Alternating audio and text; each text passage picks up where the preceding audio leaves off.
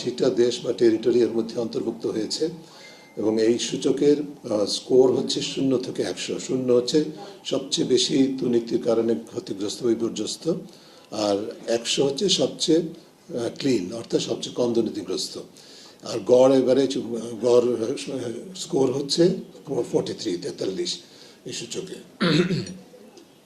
এটা পরিমাপের সময় বা র্যাঙ্কিং বা স্কোরিংয়ের সময় এই বিষয়গুলোকে বিবেচনায় নিতে হয়।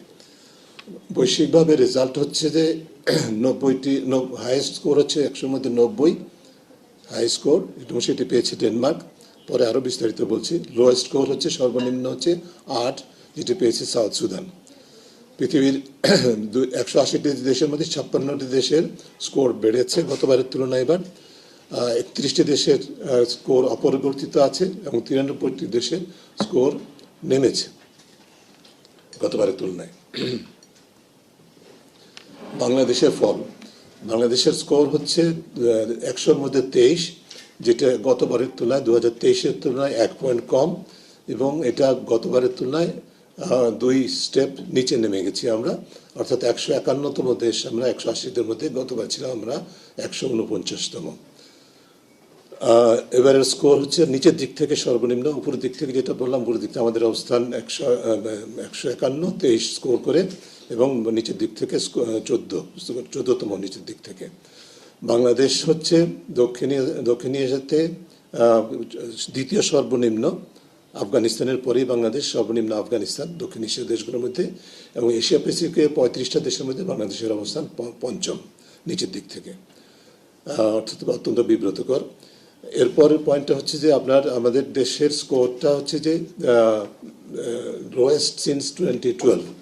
2012 থেকে যখন থেকে সূচকের বর্তমান যে পরিমাপকটি বা বর্তমান যে স্কোরিং সিস্টেমটা চালু করা হয়েছে, 2012 থেকে বাংলাদেশের স্কোর সর্বনিম্ন, আমাদের নিজেদের স্কোরে সর্বনিম্ন, এবং আমরা এই কারণে আমাদের দেশকে ট্রান্সপারেন্সি ইন্টারন্যাশনাল যে বিশ্লেষণ সেই অনুযায়ী এমন ক্যাটাগরির দেশ বলা হচ্ছে যারা those who R losing control of corruption, অর্থাৎ আমরা দুর্নীতির নিয়ন্ত্রণ হারাচ্ছি।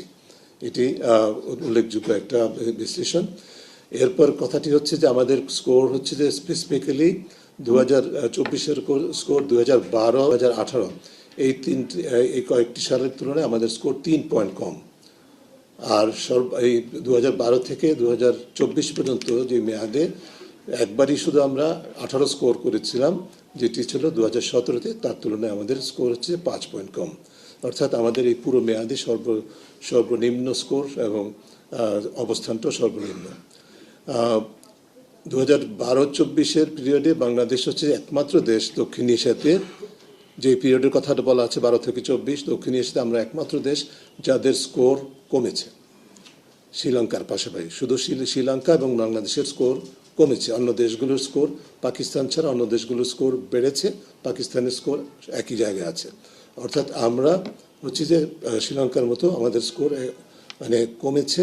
এবং দুটি দেশে আপনারা খেয়াল করবেন যে আমাদের দুটি দেশেই স্বৈরতন্ত্র বা কর্তৃত্ববাদের রাজত্ব ছিল, যেই মেয়াদের কথা বলা হচ্ছে মোটামুটি সেই মেয়াদে।